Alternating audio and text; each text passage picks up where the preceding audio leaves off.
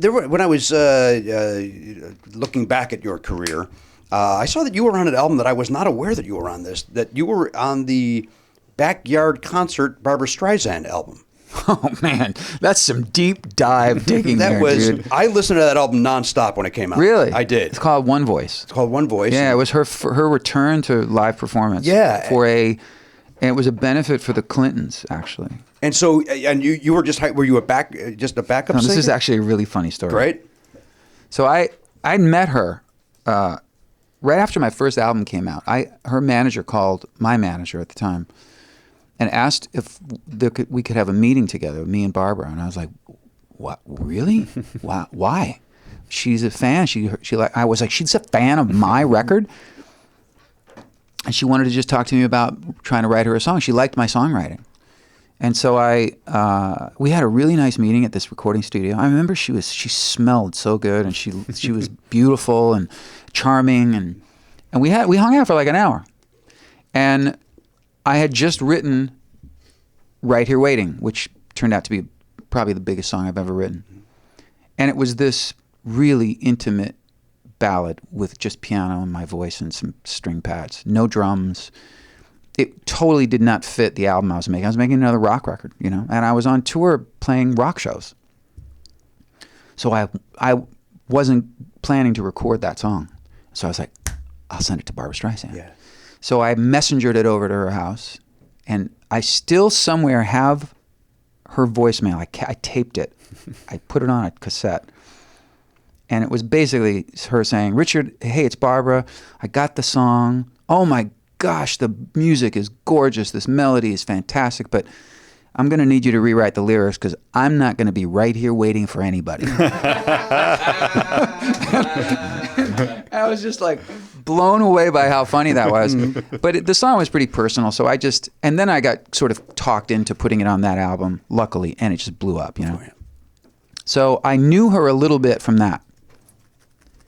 A few years later, holy shit, now I'm getting it wrong. That all happened after this album you're talking about. Oh, okay. So this is how I met Barbra Streisand. You met her at that.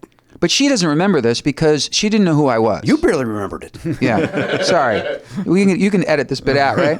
No way. No, so here's what happened. That all happened after. Oh my God, now I'm remembering.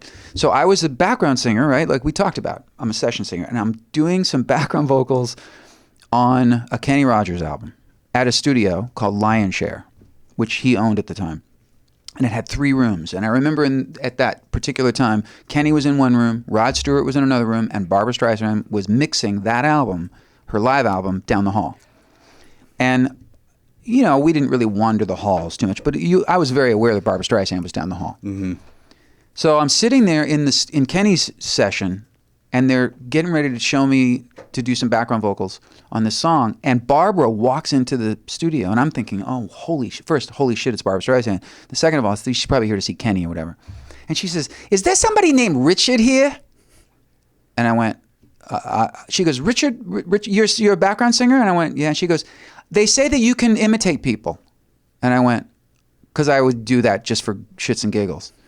And I said, and I'm already like, she's like, it's so intense already. Like, there's not like, "Hi, I'm Barbara." It's like, they say you can imitate people. Yeah. Can you sound like Barry Gibb? You got to sing on Guilty? And I went, I think so. So she takes me by the hand and she said, "We did this song live. We did Guilty. And he forgot to sing the first It Ought to Be Illegal. Can you imitate it for the record, for the mix?" And so I said, "I'll try." So they cue it up, and I go out and put my headphones on. It ought to be illegal. And she went, "Perfect, thank you so much." She goes, "I'm not paying you." I said, "No problem, this was fun." And that's it. And that's it. That's why you're on that record. That's why I'm on that record. And to her credit, she gave me a credit on that record.